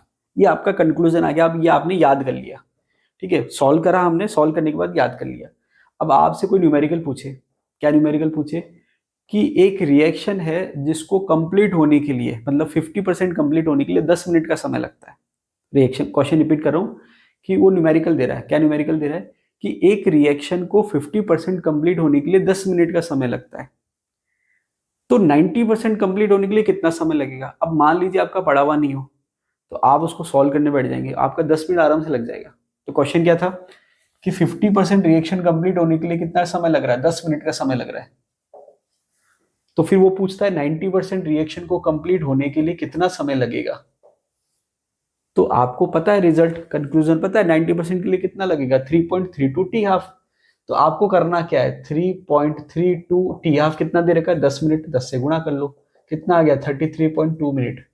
कितनी देर लगी, 1 मिनट भी नहीं लगा। तो इसको बोलते हैं प्रैक्टिस। कई बार होता है जैसे स्टूडेंट पूछते हैं कि सर कई बार हमको टाइम बहुत ज्यादा लगता है, तो टाइम नो डाउट ज्यादा लगेगा। जब हम पहली बार कोई चीज करते हैं हमको टाइम लगता है, सेम चीज दूसरी बार करेंगे टाइम और कम लगेगा। तो जितनी आप प्रैक्टिस करेंगे आपकी एक्यूरेसी भी बढ़ेगी, स्पीड भी बढ़ेगी, और अलग अलग आपको तरीका आ जाएगा, ठीक है। तो ये आप डायरेक्ट न्यूमेरिकल इस टाइप से कर सकते हैं। उसके बाद 99% के लिए कितना टाइम लगेगा, तो आपने क्या करा, 3.32 टी हाफ लॉग। अब 99 का मतलब ऊपर तो 100 है, अब 100 में से 99 माइनस करो, बचा 1। अब लॉग 100 की वैल्यू होती है 2, लॉग 10 की वैल्यू 1 होती है, लॉग 100 की वैल्यू होती है 2। तो 2 जो है इससे मल्टीप्लाई हो जाएगा, तो क्या आएगा 6.64 टी हाफ। उसके बाद अगर मैं बात करूं 99.9%, तो ये हो गया 3.32 टी हाफ लॉग 100/0.1, तो ये हो गया लॉग 1000। लॉग 1000 की वैल्यू होती है 3 को जब इससे मल्टीप्लाई करेंगे तो अप्रोक्स कितना आ जाएगा 10। तो ये डायरेक्ट क्वेश्चन आ रखा है आरपीएससी में कि भाई 99.9% रिएक्शन कंप्लीट होने के लिए कितना टाइम लगेगा, तो आंसर है 10 टी हाफ। तो ये जितना आप प्रैक्टिस करके पहले से जाएंगे उतना आपके, अब एक चीज आपको डायरेक्ट याद है तो उसमें गलती होने के चांस भी कम है और आपका समय भी बचेगा। एक आप एग्जाम में कैलकुलेट करने लग जाएं, अब ये तो आप कैलकुलेट इससे करें जो मैंने फॉर्मूला बताया है, अगर आपको ये भी फॉर्मूला पता नहीं है तो फिर तो आपका टाइम कितना लगेगा और फिर सही आंसर आया नहीं है उसकी भी कोई गारंटी नहीं है। तो ये हमने देखा 90% के लिए कितना टाइम लग रहा है, 3.32 टी हाफ। 99 के लिए कितना लग रहा है, 6.64 टी हाफ। और आपके 99.9 के लिए कितना लग रहा है, 10 टी हाफ। इसके अलावा मैंने आपको बता दिया 75% के लिए कितना लग रहा है, 87.5 के लिए कितना लग रहा है। अब आप प्रैक्टिस के लिए क्या कर सकते हैं, ये फॉर्मूला जो है काम में ले सकते हैं 75% के लिए। जब आप 75% के लिए लेंगे तो ऊपर वाला तो 100% है, नीचे कितना बच गया 25, तो ये कितना बच गया 4। लॉग 4 की वैल्यू रख लीजिए और सॉल्व कर लीजिए, चेक कर लीजिए कितना आ रहा है, ठीक है। बात समझ में आ जाएगी उसके अकॉर्डिंग। अब एक आपके लिए क्वेश्चन है, जो जो स्टूडेंट वीडियो देख रहे हैं, जो यहाँ तक जिन्होंने देख लिया है, तो उनके लिए एक क्वेश्चन है, क्योंकि ये क्वेश्चन एग्जाम में पूछा जाता है आरपीएससी द्वारा। तो यहाँ पर आपका क्वेश्चन ये है कि आपको 60% रिएक्शन कंप्लीट होने के लिए कितना टाइम लगेगा in the sense of T half, ये निकालना है। जैसे मैंने 90% के लिए निकाल रखा है, ऐसे आपको निकालना है कि 60% रिएक्शन को कंप्लीट होने के लिए कितने टी हाफ का समय लगेगा, ये आपका क्वेश्चन है। और ये मैंने आपको इसलिए पूछा क्योंकि आरपीएससी ने 60% पे बेस्ड जो है 2-3 क्वेश्चन पूछ रखे हैं। क्लियर? चलिए नेक्स्ट की बात करते हैं, इंटरवल फॉर्मूला। अभी तक हम क्या कह रहे थे कि इतने परसेंट रिएक्शन कंप्लीट होने में कितना टाइम लगेगा, मतलब हम बात कर रहे हैं स्टार्टिंग से। अगर मैं कह रहा हूँ 90% मतलब स्टार्टिंग से लेकिन 90% तक का टाइम कितना लगेगा उसकी बात हो रही है। अब अगर कोई आपको ऐसे पूछ ले कि 50 से 75% रिएक्शन कंप्लीट होने में कितना समय लगेगा, बात समझ आ रही है? क्या पूछा उसने? 50 to 75% रिएक्शन होने में कितना टाइम लगेगा। अभी देखिए, अभी तक जो हमने निकाला जीरो ऑर्डर के लिए और फर्स्ट ऑर्डर के लिए, वो हमने कैसे निकाला? वो हमने ऐसे निकाला कि पहले हमने 50% के लिए टाइम निकाला, फिर हमने 75% के लिए टाइम निकाला और दोनों का डिफरेंस ले लिया। इसका मतलब हमने क्या करा, जीरो ऑर्डर में 50% के लिए टाइम कितना लग रहा है, टी हाफ। 75% के लिए टाइम कितना लग रहा है, 1.5 टी हाफ। तो फिर हमने 50 से 75 का टाइम कैसे निकाला, 1.5 T half minus T half. तो आंसर क्या आया, 0.5 टी हाफ, मतलब half T half. First order की बात करें तो 50% के लिए टाइम कितना लग रहा है, टी हाफ। 75 के लिए टाइम कितना लग रहा है, 2 टी हाफ। तो फिर हमने डिफरेंस निकाला, 50 से 75 के लिए कितना लगा, टी हाफ। तो जो बीच का जो इंटरवल मैं डिसाइड कर रहा हूँ, जैसे 50 से 75, या हमने फर्स्ट ऑर्डर के लिए बात करा 75 से 87.5, तो वो इंटरवल जो है उसका टाइम कैसे निकालें। तो जैसे मैंने अभी आपको बताया, आपने निकाला कैसे कि आपने दो निकाले और उसका डिफरेंस ले लिया, तो ये इंटरवल फॉर्मूला कहलाता है। ये क्या कहलाता है, इंटरवल फॉर्मूला। तो वहां तो फिक्स हमने सॉल्व करके निकाल लिया। अगर आपको डायरेक्ट इंटरवल फॉर्मूला निकालना है, डायरेक्ट इंटरवल फॉर्मूला का मतलब अगर आपसे कोई कहे कि 30% से लेके 60% रिएक्शन को कंप्लीट होने में कितना टाइम लगेगा, या 50% से 60% होने में कितना टाइम लगेगा, तो वो कैसे सॉल्व करें, तो वो आपके आएगा इंटरवल फॉर्मूला से। इंटरवल फॉर्मूला क्या है, del t equals to T2 minus T1 equals to 2.303 k log R1 upon R2, या फिर आप क्या लिख सकते हो, 2.303 upon K1 log A minus X1 upon A minus X2। अब आपको बस ध्यान ये रखना है कि T1 और T2 का मतलब क्या है। जैसे मान लीजिए कि वो कह रहा है कि 50 से 60% रिएक्शन कंप्लीट होने में कितना समय लगेगा। एग्जाम्पल के लिए बता रहा हूँ कि भाई वो कह रहा है कि 50% से लेके 60% तक रिएक्शन होने में कितना टाइम लगेगा, इसकी बात हो रही है। तो 50% का टाइम मैं कह रहा हूँ T1 है और 60% का मैं टाइम कह रहा हूँ T2 है। तो इन दोनों का जो डिफरेंस है टाइम का, वो आपके डेल टी है। वो क्या है, आपके डेल टी, जो आपको निकालना है। तो यहाँ पर ये जो R1 है, ये क्या है, concentration of reactant at time T1, जो कि मैंने एग्जाम्पल के लिए 50% ले ली। और R2 क्या है, concentration of reactant at time T2, जो कि मैंने क्या ले ली, 60%। तो यहां पर मैं क्या कर रहा हूं, A माइनस X1 जो कि क्या है, concentration of reactant at time T1, A minus X2 क्या है, concentration of reactant at time T2। या फिर आप कह सकते हैं ये जो X1 है, ये क्या है, concentration of product at time T1, या फिर आप कह सकते हो X2 क्या है, concentration of product at time T2। या फिर आप ऐसे भी कह सकते हो कि जो X1 है वो क्या है, decrease in concentration of reactant, या आप ऐसे कह सकते हो X1 क्या है, react at time T1, reactant में जो कमी आ रही है रिएक्टेंट की कंसंट्रेशन में, उसको आप कह सकते हो। और X2 क्या है, decrease in concentration of reactant at time T2, कैसे भी आप कह सकते हो। तो फाइनली कंक्लूजन क्या निकला कि ऊपर वाले फॉर्मूले में, क्योंकि आप स्टार्टिंग से बात कर रहे थे, तो ऊपर हमेशा आप A लिख रहे थे, इसका मतलब आपने स्टार्टिंग का टाइम क्या ले रखा था, T0। तो जब आप इसको ऊपर वाले फॉर्मूलों से कंपेयर करेंगे तो आपने स्टार्टिंग टाइम एक्चुअली क्या ले रखा था, 0। इसलिए हमेशा ऊपर क्या आ रहा था, केवल A, क्योंकि स्टार्टिंग के लिए आपके X1 तो 0 ही है। लेकिन अगर स्टार्टिंग आप 0 से ना मान के कोई दूसरा स्टार्टिंग पॉइंट माने, तो फॉर्मूला थोड़ा सा चेंज हो गया। क्या चेंज हो गया, 2.303 अपॉन के log A upon A minus x था, अब A माइनस X1 हो गया अपॉन A माइनस X2 हो गया, थोड़ा सा डिफरेंस आया। इससे आप निकाल सकते हैं। क्लियर? इसके बाद एक होता है एवरेज लाइफ का कंसेप्ट। ये बेसिकली कई बार न्यूक्लियर केमिस्ट्री के पॉइंट ऑफ व्यू से पूछ लेते हैं, तो ये एक दो बार एग्जाम में पूछ रखा है। तो एवरेज जो टाइम है या एवरेज जो लाइफ है, वो है एक्चुअल में 1/K1। वो क्या है, 1/K1। अब K1 क्या है, अब इसको आप टी हाफ के सेंस में कहेंगे तो टी हाफ क्या था, 0.693 अपॉन K। टी हाफ क्या था, 0.693 अपॉन K। तो K क्रॉस मल्टीप्लाई में आ जाएगा। तो k क्रॉस मल्टीप्लाई में आएगा तो k क्या हो जाएगा 0.693 अपॉन टी हाफ, ये 1 अपॉन k है सॉरी, तो k1 क्या आ गया 0.693 अपॉन टी हाफ, और इसको 1 अपॉन 0.693 को सॉल्व करेंगे तो आ जाएगा 1.44 टी हाफ। ये डायरेक्ट पूछे हुए क्वेश्चन है, डायरेक्ट एग्जाम में आते हैं। अगर आपका पढ़ा हुआ है, आपकी प्रैक्टिस अच्छी है, तो आप डायरेक्ट सॉल्व कर सकते हैं, मतलब आपको टाइम नहीं लगेगा, वरना तो फिर आप सोचते रह जाएंगे। लास्ट की बात करते हैं, लास्ट में यूनिट की। तो अगर मैं बात करूं रेट कांस्टेंट की, K1 की यूनिट की, तो K1 की जो यूनिट है वो होती है सेकेंड इनवर्स। K1 की जो यूनिट होती है वो क्या होती है, सेकेंड इनवर्स। अब देखिए ये मैं आपको पहले सॉल्व करवा चुका हूं, इसलिए मैं दोबारा सॉल्व नहीं करवा रहा। आपको ध्यान रखना है कि फर्स्ट ऑर्डर के लिए जो रेट कांस्टेंट की यूनिट है वो क्या होती है, सेकेंड इनवर्स। एग्जाम्पल की बात कर लेते हैं फर्स्ट ऑर्डर रिएक्शन के। फर्स्ट दे रखा हाइड्रोलाइसिस ऑफ एस्टर। देखिए ये एग्जाम्पल मैंने आपको पढ़ा रखा है सूडो यूनिमोलिकुलर रिएक्शन या सूडो फर्स्ट ऑर्डर रिएक्शन में। वहां पर मैंने आपको बताया था कि सूडो यूनिमोलिकुलर या सूडो फर्स्ट ऑर्डर रिएक्शन का मीनिंग क्या होता है एक्चुअल में। नॉर्मली हम ऐसे याद करते हैं कि मॉलिक्युलरिटी 2 और ऑर्डर 1। एक्चुअल में होता यह है कि इसका जो रेट लॉ है उसके अकॉर्डिंग जो ऑर्डर है वो इसके रेस्पेक्ट में भी 1 है और इसके रेस्पेक्ट में भी 1 है। लेकिन क्योंकि वाटर एक्सेस में होता है तो एक कंसेप्ट है कि अगर कोई रिएक्टेंट एक्सेस में होगा तो उसके रेस्पेक्ट में ऑर्डर क्या हो जाता है, 0। तो इसके रेस्पेक्ट में ऑर्डर 0 हो गया, तो अब ऑर्डर किसके रेस्पेक्ट में है, इसके रेस्पेक्ट में। तो ये हम इसको फिर किस में पढ़ते हैं, फर्स्ट ऑर्डर रिएक्शन में। एक्सपेरिमेंटल क्वांटिटी है। एक चीज का आपको ध्यान रखना है कि हाइड्रोलाइसिस ऑफ एस्टर जो है वो फर्स्ट ऑर्डर का एग्जांपल है, लेकिन कंडीशन अप्लाइड है। क्या कंडीशन अप्लाइड है, एसिडिक मीडियम। अगर मैंने यहाँ पर बेसिक मीडियम ले लिया तो फिर रिएक्शन हो जाएगी सेकंड ऑर्डर रिएक्शन। क्लियर। तो जब आप एसिडिक मीडियम में हाइड्रोलाइसिस कर रहे हैं एस्टर का तो क्या बनेगा, एसिड और एल्कोहल। अगर आप बेसिक मीडियम में करेंगे तो फिर आपके एल्कोहल बनेगा और सॉल्ट बनेगा एसिड का। ठीक है। नेक्स्ट दे रखा है inversion of cane sugar. Cane sugar का जब आप इन्वर्जन कर रहे हो तो एक तरह से आप हाइड्रोलाइसिस ही कर रहे हो। तो केन शुगर का जब आपने इन्वर्जन करा, हाइड्रोलाइसिस करा, तो आपको क्या मिल गया, ये आपके डाइसैकेराइड है। डाइसैकेराइड से आपको क्या मिल गया, मोनोसैकेराइड, ग्लूकोज एंड फ्रक्टोज। अब आप मुझे कमेंट बॉक्स में कमेंट करिए कि जो केन शुगर है वो कौन सी शुगर होती है, ये कौन सी शुगर है, इसका जो नाम है मुझे कमेंट बॉक्स में कमेंट करिए। तो ये आपके बायोमोलिक्यूल का क्वेश्चन हो गया है। क्या क्वेश्चन हो गया कि केन शुगर कौन सी होती है या केन शुगर में कौन सी शुगर होती है, और उसके हाइड्रोलाइसिस से क्या बनता है वो तो मैंने आपको बता दिया, ग्लूकोज और फ्रक्टोज।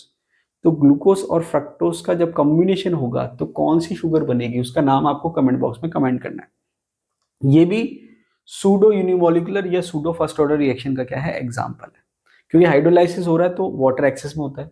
नेक्स्ट आपके दे रखा है thermal decomposition of ammonium nitrate. ठीक है, अमोनियम नाइट्रेट का thermal decomposition.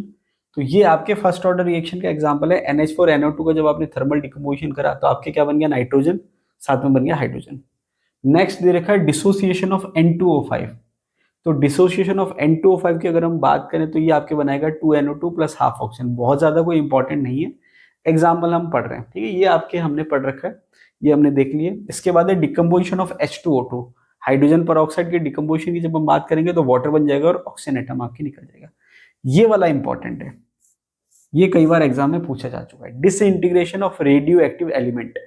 Radio active element का जब हम डिसइंटीग्रेशन पढ़ते हैं तो वो कौन सा एग्जाम्पल है, मतलब कौन से ऑर्डर की रिएक्शन का एग्जाम्पल है। कई बार एग्जाम में आता है कि रेडियो एक्टिव डिसइंटीग्रेशन कौन से ऑर्डर की रिएक्शन है, तो आंसर होगा फर्स्ट ऑर्डर रिएक्शन। आंसर क्या होगा, फर्स्ट ऑर्डर रिएक्शन। इंपॉर्टेंट है, कई बार एग्जाम में पूछा जा चुका है।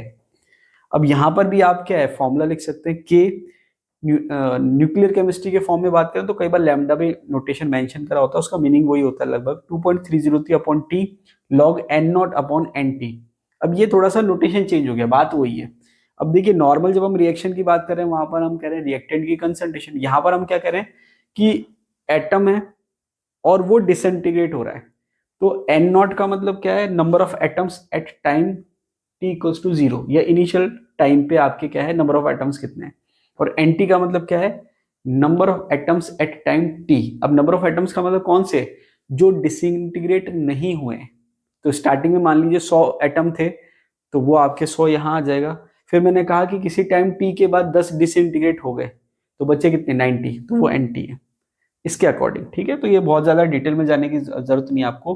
ध्यान आपको क्या रखना है कि जो रेडियो एक्टिव डिसइंटीग्रेशन है वो फर्स्ट ऑर्डर रिएक्शन का एग्जाम्पल है। Second order reaction.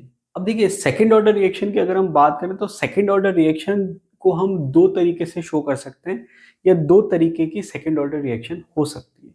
अभी जब हमने देखा जीरो ऑर्डर में एक ही पैटर्न था, फर्स्ट ऑर्डर में एक ही पैटर्न था, सेकंड ऑर्डर में दो पैटर्न है। दो पैटर्न क्या है कि या तो एक ही तरह का रिएक्टेंट हो, उसकी मोलिकुलरिटी दो हो, या नंबर ऑफ मोल्स दो काम में आ रहे हैं और प्रोडक्ट बना रहा है। तो इसका जो रेट लॉ है वो इस टाइप से आएगा, V equals to K2 A की पावर 2। या फिर दूसरा जो पैटर्न है वो है A plus b gives product, मतलब दो अलग अलग रिएक्टेंट हैं जिनकी कंसंट्रेशन डिफरेंट है। सेम भी हो सकती है स्पेशल केस में, V equals to K2 A and B। ये दो अलग अलग पैटर्न है, तो इनके जो फॉर्मूले आएंगे वो डिफरेंट आएंगे। तो ये हमने देख लिया है कि दो पैटर्न है। अब दोनों पैटर्न के लिए फॉर्मूले क्या आएंगे वो हम देख लेते हैं। फर्स्ट दे रखा है डिफरेंशियल रेट इक्वेशन। अब ये जो हमने लिखा है ये एक्चुअल में डिफरेंशियल रेट इक्वेशन ही है, V equals to K2 A की power 2, V equals to K2 A and B। लिखने का तरीका अलग अलग है। अब यहां पर अगर मैं मान लीजिए इसकी बात करूं, इसकी K2 A की पावर 2, तो यहां पर मैं कैसे लिख सकता हूं, dx by d t equals to K2। अब A जो है एक तरह से रिएक्टेंट की कंसंट्रेशन है टाइम t, जिसको मैं A माइनस एक्स भी लिख सकता हूं। तो A की जगह मैंने क्या लिख दिया, A माइनस एक्स की पावर 2। सेम ही बात है। यहां पर हमने दो अलग अलग रिएक्टेंट ले रखे हैं, तो मैं इसको कैसे लिखूंगा, dx by d t equals to K2। अब A जो है उसके लिए मैंने लिखा A माइनस एक्स, B जो है उसके मैंने लिखा B माइनस एक्स। तो यहाँ पर A क्या था, concentration of A at time t, तो A माइनस एक्स क्या है, concentration of reactant A at time t। बात एक ही है, दोनों फॉर्मूले जो है वो सेम ही है, चाहे नीचे वाले फॉर्मूले कहो चाहे ऊपर वाले फॉर्मूले कहो, दोनों क्या है, डिफरेंशियल रेट इक्वेशन है। अब बात आती है इंटीग्रेटेड रेट इक्वेशन की, ये डिफरेंट है।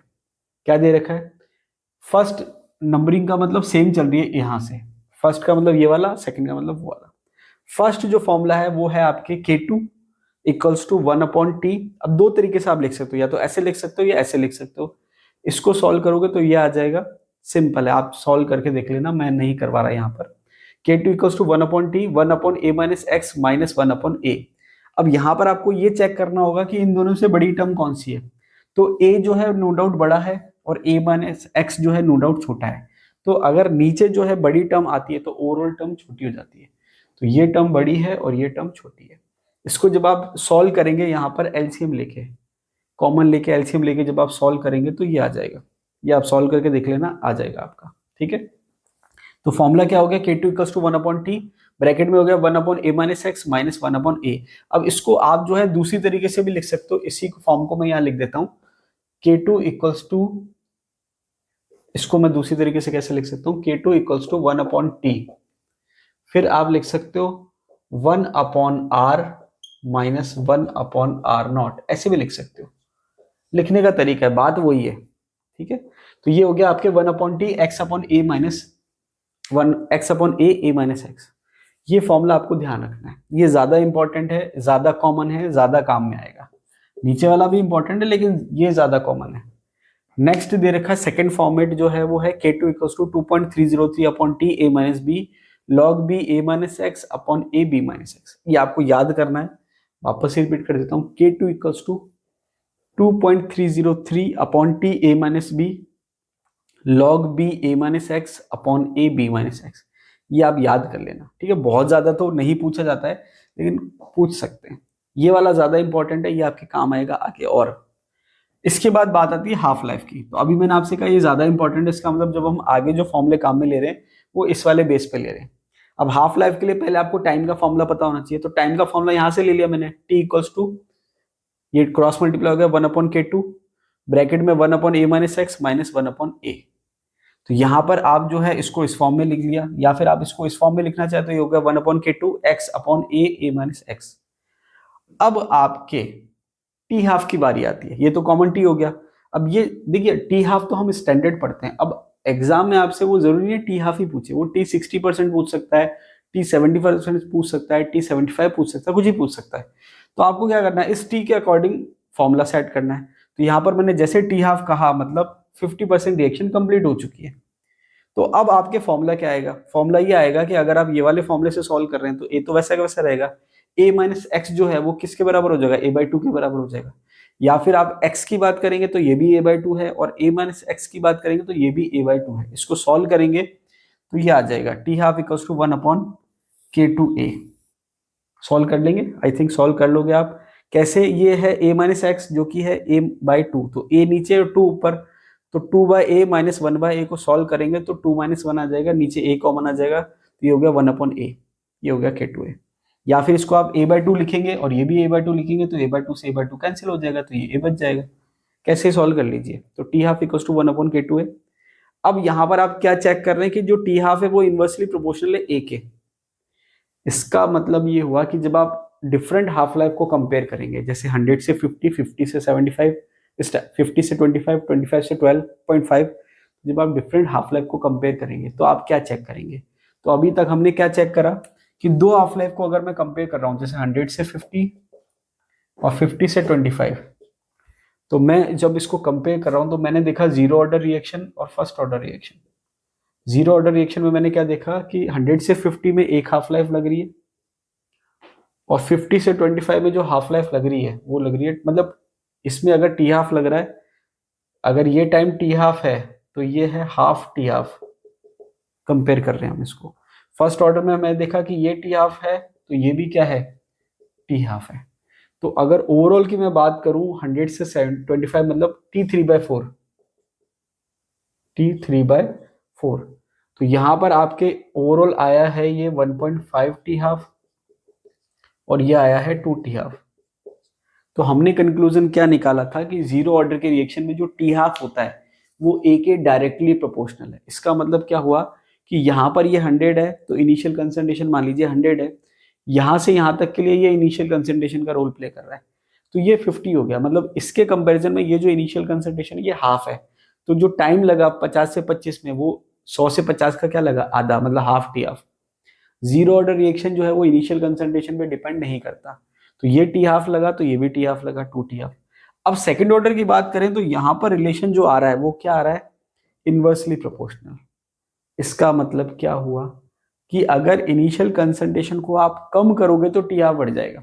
अब इसको अभी हम बाद में देखेंगे, पहले आप देखिए T3/4। तो जैसे T3/4 आपने सॉल्व किया, कैसे, फॉर्मूला तो यही है। अब आपने T3/4 लिया, इसका मतलब जो रिएक्टेंट की कंसंट्रेशन है वो कितनी बची है, 75% कंप्लीट होने के बाद जो कंसंट्रेशन बची है वो है 1/4, जो कंज्यूम हो गई है वो है 3/4। तो a माइनस एक्स जो है वो concentration of reactant at time t है, मतलब ये a/4 है, तो a कॉमन आ गया, 4 माइनस 1 जो है वो कितना आ गया, तो ये आपके आ गया 3/a, तो ये हो गया 3/k2a। तो यहाँ पर आपने क्या देखा, जब कंपेयर करा तो ये 3 टी हाफ के बराबर है। इसका मतलब जब 75% रिएक्शन की बात करें तो टोटल टाइम लग रहा है 3 टी हाफ। तो यहाँ पर अगर मैं 3 टी हाफ लिख रहा हूँ, इसका मतलब क्या हुआ, इसका मतलब ये हुआ कि ये आपके सेकंड ऑर्डर में अगर टाइम लग रहा है, ये टी हाफ लग रहा है, तो ये 2 टी हाफ लग रहा है। क्या लग रहा है, 2 टी हाफ। ये आपको ध्यान रखना है। ये आपके कंक्लूजन है, ये आपके ऑर्डर ऑफ रिएक्शन निकालने में हेल्प करेंगे। नेक्स्ट वीडियो जो होगा वो आपके यही होने वाला है कि method to determine order of reaction की, ऑर्डर ऑफ रिएक्शन कैसे निकाले। तो अभी जो हमने पढ़ा है उसी में से आपके मेथड निकलेंगे। तो ये आपके T3/4 जो आ रहा है वो आ रहा है आपके 3 टी हाफ। इसका मतलब सेकेंड ऑर्डर के लिए जो टी हाफ है वो इनिशियल कंसंट्रेशन से क्या है, इनवर्सली प्रोपोर्शनल है।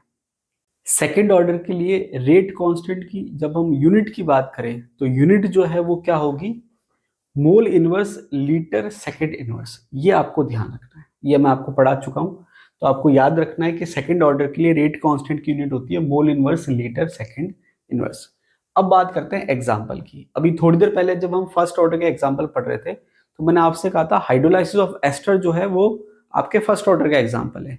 कंडीशन अप्लाइड, कंडीशन क्या थी, एसिडिक मीडियम में हाइड्रोलाइसिस होना चाहिए। अगर मैं बेसिक मीडियम में हाइड्रोलाइसिस करूंगा तो वो सेकंड ऑर्डर का एग्जांपल आ जाएगा। तो देखिए सेकंड ऑर्डर का एग्जांपल क्या दे रखा है, सपोनिफिकेशन ऑफ एस्टर। तो यहां पर आप एस्टर का जो हाइड्रोलाइसिस कर रहे हैं बेसिक मीडियम में कर रहे हैं, तो जब आप बेसिक मीडियम में हाइड्रोलाइसिस करेंगे तो ये सेकंड ऑर्डर का एग्जाम्पल है। प्रोडक्ट मैंने आपको बताया था कि वहां पर एसिड और एल्कोहल बन रहा था, यहाँ पर क्या बनेगा, सॉल्ट और एल्कोहल। यहाँ पर इसको हमने रिएक्शन को नाम दिया सपोनिफिकेशन ऑफ एस्टर, हिंदी में कहते हैं साबुनीकरण। तो ये जो आपके सोडियम सॉल्ट बनते हैं कार्बोक्सिलिक एसिड के, ये एक तरह से सोप कहलाते हैं। क्या कहलाते हैं, सोप। कंडीशन क्या होती है कि जो चेन होती है कार्बन की वो लंबी होनी चाहिए। तो यहाँ पर फैटी एसिड के एस्टर होते हैं। तो अगर आपके कार्बन की लंबी श्रृंखला है और उसमें काउंटर आयन सोडियम है सॉल्ट में, या पोटेशियम है तो वो आपके सोप्स कहलाते हैं। क्या कहलाते हैं? सोप। ठीक है, इसलिए इसको सपोनिफिकेशन ऑफ एस्टर कहते हैं। आगे दे रखा है thermal decomposition of nitrogen dioxide. Nitrogen dioxide का जब थर्मल डिकम्पोजिशन कराते हैं तो वो सेकंड ऑर्डर का एग्जांपल है। क्या दे रखी रिएक्शन? 2NO2 डिकम्पोज होने के बाद क्या बन रहा है? 2NO plus oxygen. देखिए बहुत ज्यादा इंपॉर्टेंट नहीं, ये फिर भी थोड़ा कॉमन एग्जांपल है। नेक्स्ट दे रखा है thermal dissociation of acetaldehyde. Acetaldehyde का अगर हम थर्मल डिसोसिएशन करते हैं तो क्या रिएक्शन हो रही है? 2CH3CHO। इसका जब थर्मल डिसोसिएशन होगा तो क्या बन रहा है? 2 मॉलिक्यूल्स बन रहे हैं मीथेन के और 2 बन रहे हैं कार्बन मोनोऑक्साइड के। ये हमने पढ़ लिए example of second order reaction. तो आज हमने पढ़ लिया zero order reaction, first order reaction and second order reaction. Next video में हम पढ़ेंगे methods order of reaction determine करने के लिए। तो अभी के लिए इतना ही, मिलते हैं अगले वीडियो में, तब तक के लिए धन्यवाद।